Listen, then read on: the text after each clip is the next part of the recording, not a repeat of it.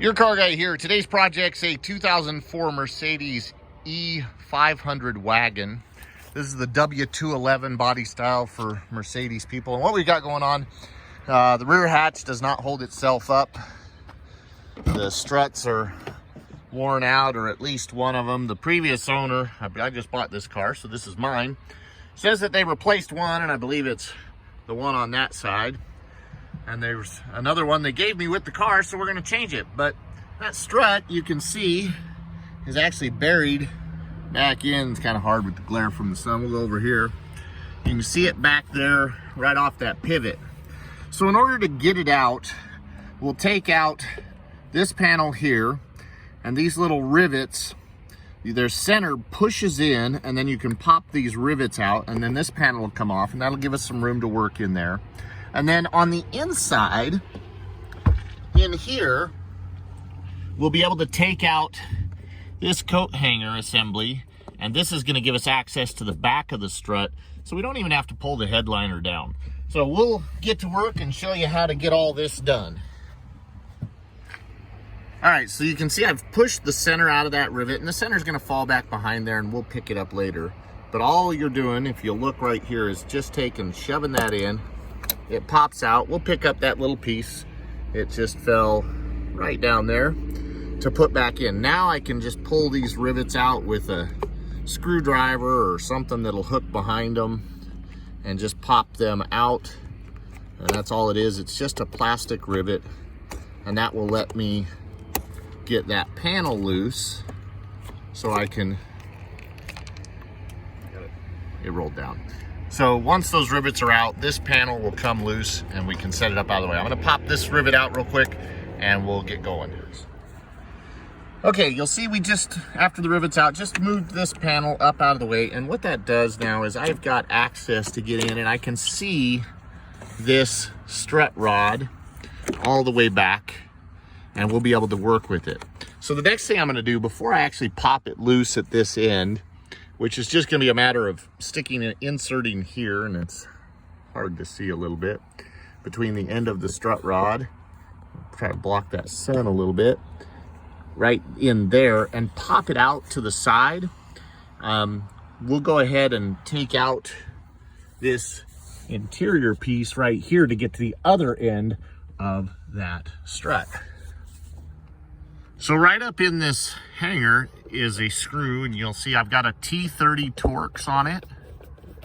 We'll unscrew that, and that will get this hanger out of our way, and we should be able to get our access to the back of the strut assembly, which is going to be right in here. Now there's a cover over it that we'll need to pry out to get this cover off, and then we'll be able to get to the rear of that assembly. So we can just take in here with a screwdriver or something and pry back this plug. It's kind of hard to see, but you'll see that rubber plug right there. We're going to pry that off. That's covering the back of the strut. Okay. So that's what that plug looks like when you get it out. And you can see up in here now, you'll see there is the back of the strut, that ball that's sticking up on the socket. Now we can take a pair of a screwdriver or a pry bar, and we're just going to pry that straight up off of that ball, and that will release it at this end.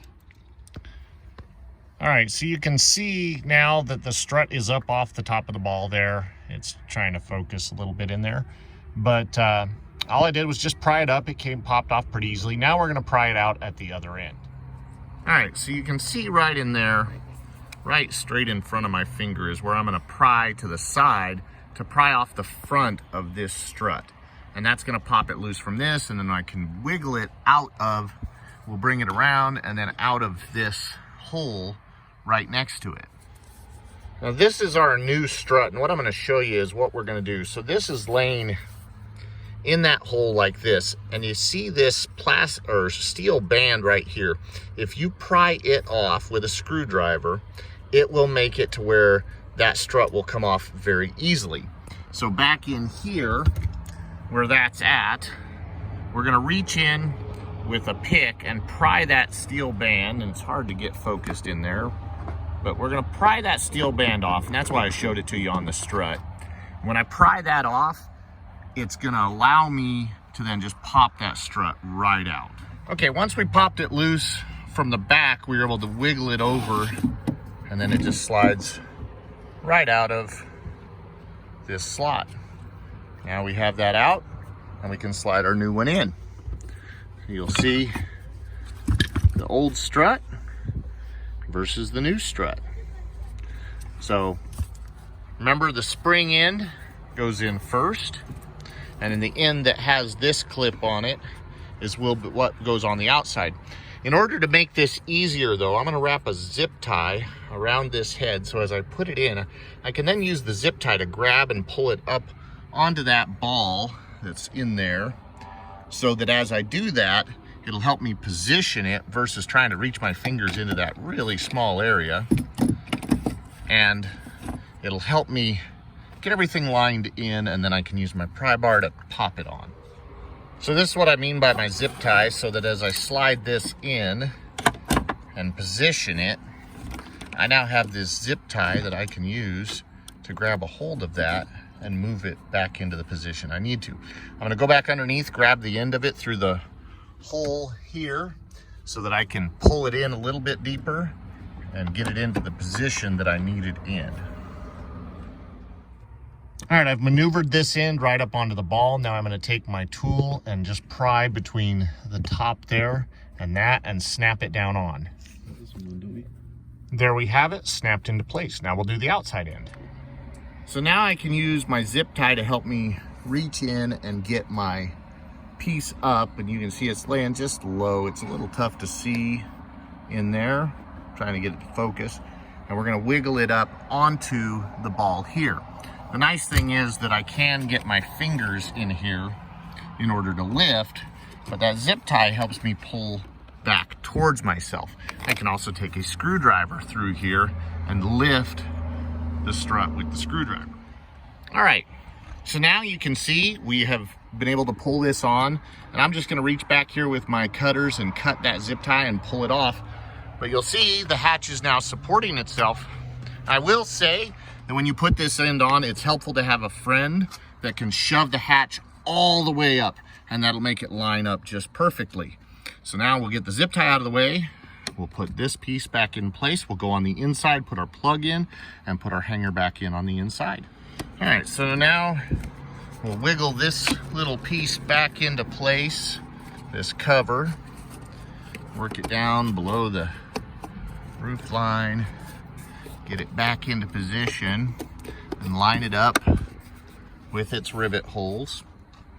You'll take the plastic rivet and you will shove it in and get it flush. You know, somebody that did this before didn't get these flush on the other side, and so it's not quite right, but this will be done better over here. We'll get these in flush, and then we'll put in the center stake of them that expands them to get them to hold in place. It may take a little bit of persuasion to get these in. All right, you see we got our rivets in. Now we just take this center and it's gonna go right into these, and then you just push it down until it's flush, and that's it. That's locked back into place. All right, so now we're gonna put this plug back in, and if you look at it, it has an arrow that shows the direction that has to go up, and an R that shows that it's for the right side of the vehicle if you're sitting in the vehicle facing forward.